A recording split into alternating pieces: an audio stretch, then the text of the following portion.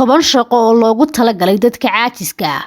Haddii aad tahay qof aan jeclayn kalahaada subaxii, haddii aad tahay qof neceb inuu maalintii in badan shaqeeyo, haddii aad tahay qof neceb shaqooyinka culculus, halkani waxaan kugu soo gudbinayaa 10 shaqo oo loogu talagalay dadka caajisiinta ah, sidoo kalena mushaar fiican leh.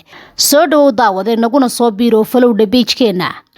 Marka hore ogow, shaqooyinka aan kuu sheegi doono ma aha kuwa aad iska fadhiyayso maalinta oo dhan adigoo aan waxba qabanaynin oo maba jirtaba shaqo fadhi iyo hurdo ku dhamaata. Laakiin shaqooyinkani waa kuwa loogu talagalay dadka caajiska ah ee jecel inay si fudud u noolaadaan, shaqo fududna ka shaqeeyaan. Shaqooyinkani waa kuwa kuu ogolaanaya inaad adigu waqtigaaga maamulato, sidoo kalena aad hesho waqti nasasho aad la qaadato cidda aad adigu jeceshahay. Shaqada koowaad ee liiska shaqooyinka dadka caajisiinta ah waxa weeye survey taker. Waxaa jira shirkado badan oo u baahan in xog ururin looga sameeyo suuqa si ay u ogaadaan saameynta ay shirkadu ku leedahay suuqa iyo sida ay dadku u arkaan wax soo saarka shirkadaasi. Shaqadan waxaad ku qaban kartaa saacado yar maalintii, sidoo kale waxaad u qaban kartaa qaab online adigoo adeegsanaya baraha bulshada. Shaqada labaad waa online shopper. Shaqadan waxaa loogu talagalay dadka caajiska badan, waayo kaliya waxa lagaaga baahan yahay inaad ku wanaagsan tahay xagga dooqa xulista alaabaha. Shaqadan waxaa loo qabtaa dadka mashquulka badan ee aan iyagu haysan waqti ay ku soo adeegtaan, waxaana loo qabtaa online iyo qaab caadi ah labadaba, adigoo booqanaya istoorada online-ka iyo kuwa suuqa caadiga ah.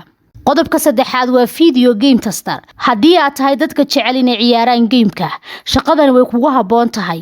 Waxaad ka samayn kartaa lacag fiican oo aad ka helayso developer-ka game-ka aad markaasi ciyaarayso. Tan afraad waa house sitter.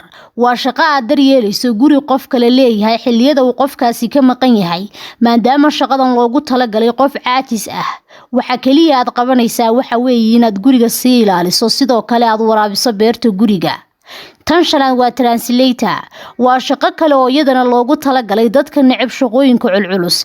Kaliya shaqadani marka aad qabanayso waxa lagaaga baahan yahay inaad taqaano ugu yaraan 2 luuqadood iyo ka badan si aad isugu turjunto. Waxaad u kala turjumaysaa 2 shakhsi oo ku kala hadla 2 luuqadood ee aad adigu taqaano. Shaqadan lixaad waa food tester. Waa mid ka mid ah shaqooyinka ugu lacagta badan leh ay qabtaan dadka caajisiinta ah.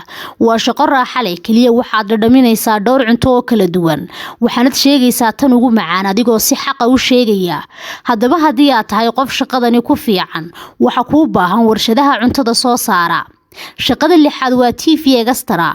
Kuwa raadinaya inay ku biiraan xidigaha Hollywood-ka, riyadoodu waxay noqon kartaa mid rumowda. Waxaa jirta fursad shaqo oo dadka siinaysa inay la socdaan dadka kale ee caanka ah. Waxaad u dhaqmi doontaa sida xidigaha kale ee caanka ah. Shaqadani sideedaad waa line standing.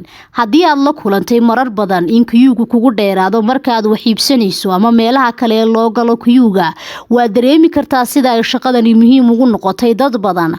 Haddaba haddii aad tahay qof samir u leh inuu sugo safafka dhaadheer, waxaa jira dad aan samirkaasi lahayn oo raba in safka loo galo, waxayna ku bixiyaan lacag fiican. Haddaba adoo fursadani ka faa'iideysanaya, waxaad ku shaqaysan kartaa dulqaadkaaga.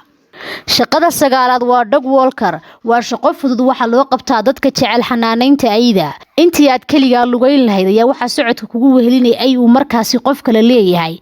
Shaqadan lacag badan ayay ku bixiyaan dadyowga caalamka qaar kamida, waana shaqo fudud oo halgan kaaga baahnayd.